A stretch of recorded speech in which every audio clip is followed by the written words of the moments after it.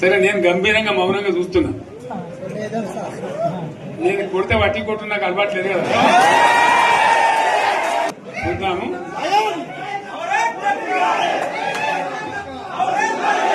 నా రోజులు కానీ అన్నట్టుగా నేను చూస్తా ఉన్నా. కానీ మనోళ్ళందరూ కూడా ప్రతిపాదిస్తున్న ఏంటంటే, ఒక సంవత్సరం జరిగిపోయింది, సంగమేశ్వర ఆన్నే పన్నది, బసవేశ్వర ఆన్నే పన్నది, పాలమూరు ఉత్పత్తుల పథకం ఆన్నే పన్నది, కాళేశ్వరం అట్లా ఎండబెడుతున్నారు, ఇవన్నీ అన్యాయాలని. కాబట్టి ఫిబ్రవరి నెలాఖరులో ఒక పెద్ద బహిరంగ సభ పెట్టాలి, మీరు కథ చూడాలి అని జరుగుతూ ఉంది. కాబట్టి మీరు కూడా పెద్ద ఎత్తున దయచేసి ఆ సభకు కదిలి రావాలి, కదా దూరమే ఉండదు. ఆ రకంగా తెలంగాణ శక్తి ఏందో మరొకసారి చూపించి వీళ్ళ మెడలు వంచి ఇప్పుడు సాధించాలి. భవిష్యత్తు కోసం కూడా కొట్టాడకు మనం సిద్ధంగా ఉండాలని తెలియజేసుకుంటూ, పరమేశ్వర్ గారికి అంతటి లోకమంత్రం ఇది. కోటి రూపాయల భూమి ఇప్పుడు 50 లక్షల కట్టుకోలేదు.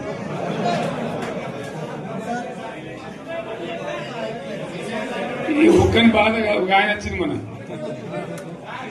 ఒక ఆయన ఒక 10 మంది వచ్చారు హైదరాబాద్కి. అందులోకి 2 ముస్లిం సోదరులు వచ్చారు.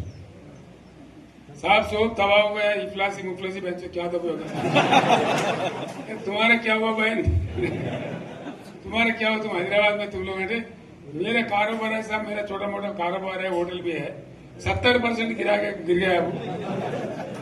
हर कोई पूछ रहे, हर कोई केसीआर को याद कर रहा है सामान. వాళ్ళు మాట్లాడుతున్నారు. ఎక్కడ ప్రతి ఒక్కరు భూముల ధరలు పోయినాయి, మన్ను పోయినాయి, మసాలా అన్ని పోయినాయి. ఎంత మంచిగా 4 ఎకరాల రైతు నేను 4 కోట్ల ఆసాగా అనుకుంటుండే, అంత ధీమా ఉంది, ఎంత బాగుండే. హైదరాబాద్ నుంచి అడిగితే కూడా వచ్చి మనం ఇవ్వకపోదాం భూములు, డిమాండ్ పెరగానని.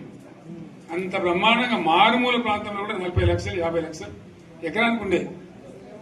అటువంటిది సగానికి సగం పడిపోయి మొత్తం నాశనం చేశారు. వీళ్ళు ఇంట్లో వదిలిపెడితే ఇంకింత నాశనం అవుతుంది. కాబట్టి మనం కొట్లాడాల్సిందే. నేను ఇంకొక మాట మీకు చెప్తా.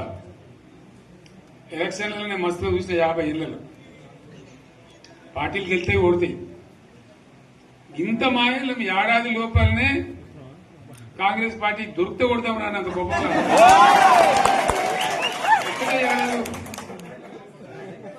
ఇంకా వాళ్ళ పొంద తెలివికి నిన్న వాని పార్టీ మంది పెట్టాలి, అదేందో పోలింగ్ పెట్టిన వాడు చూసారా మీరు? ఆ పోలింగ్ పెడితే 70% మనకు వచ్చింది, 30% మనకి. వాడు పెట్టింది మనం పెట్టింది కాదు. 75 ఇది పరిస్థితి. అదే నేను ఏమంటున్నా అంటే, ఫామ్ హౌస్ అంటే ఏముంటది, వారి ఉంటది, మాకు ఉంటది, అల్లం ఉంటది. కాంగ్రెస్ వాళ్ళు అంతా మనిషి చేస్తే పారబడి తవ్వచ్చు కూడా లంగత. దీన్ని ఫామ్ హౌస్ అని మనం బదనాం చేసి అంతే కదా. నేను ఏమంటున్నా అంటే, అన్ని మబ్బులు వీడిపోయినట్టు ప్రజలకు అన్ని తెలిసిపోతున్నాయి. మంచి ఏంది, చెడ్డ ఏంది, ఏం జరిగింది అన్ని ఇంకా ఘోరమైందని చెప్తున్నా. వీళ్ళ తెలియదక్కతనానికి ఏమైంది? నిన్న మొన్న రిపోర్ట్ వచ్చింది. Comptroller and auditor general of India అని కాగ్ అంటారు దాన్ని. కాగ్ రిపోర్ట్ వచ్చింది. పోయిన సంవత్సరం మన గవర్నమెంట్ లో వచ్చిన ఆదాయం కంటే 13,000 కోట్ల రూపాయల ఆదాయం తగ్గిపోయింది. ఇంకా మార్చి పోయే వరకల్లా ఇంకో 3-4 కోట్ల అవుతుంది. అంటే 15,000 కోట్ల ఆదాయం పోతుంది. మన గవర్నమెంట్ ఉన్నప్పుడు ప్రతి ఏడాది 15,000 కోట్లు పెంచుకుంటూ పోయినండి, చెప్పేసుకుంటూ పోయింది. ఏడాది 10 నుంచి 15,000 కోట్ల ఆదాయం పెరిగేది మన టైంలో. అంత జాగ్రత్తగా మనం వ్యవహారం చేస్తాం. ఇలా ఉల్టా 15,000 కోట్లు పడిపోయింది. ఇంకా వాడేమిస్తాడుగా, ఇంకో ఇస్తారా? ఇంకో 4-5 నెలలైతే జీతాలే కష్టమైంది ఉంటుంది. అందరు పెండింగ్ పెట్టి రిటైర్ అయిన దొత్తలు పైసలు మీరు చూస్తారు కదా పేపర్లలో. సో ఆ విధంగా రాష్ట్ర ఆర్థిక పరిస్థితిని కూడా దివాలా తీయించారు. వాళ్ళతోనేం కాదు, 100కు 100% ఇప్పటికే ప్రజల నిర్ణయానికి వచ్చారు. డెఫినెట్ గా రాబోయే గవర్నమెంట్ మనదే అని అనుమానం కూడా అవసరం లేదు.